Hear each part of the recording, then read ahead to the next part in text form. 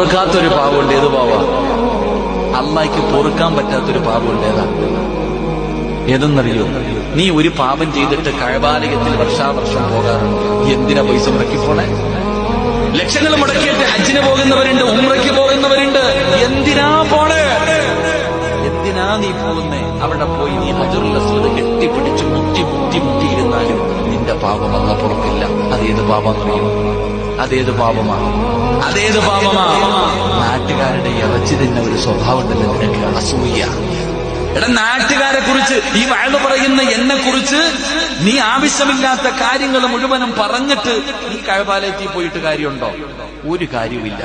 നിന്റെ പാപം പൊറുക്കണമെങ്കിൽ എന്റെ മുന്നിൽ തന്നെ നീ വരണം.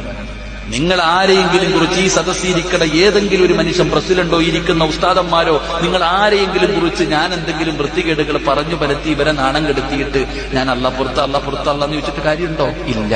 വന്നിരിക്കണ പ്രസിഡന്റിന്റെ കൈ തന്നെ പിടിക്കണം. കാക്ക, നിങ്ങളുടെ ഇറച്ചി കുറച്ച് തിന്നിട്ടുണ്ട്, പൊരുത്തപ്പെട്ടതാ. ഈ മനുഷ്യൻ പൊരുത്തപ്പെട്ടാലേ എനിക്ക് രക്ഷയുള്ളൂ. അല്ലാഹു കാക്കുമാറാ.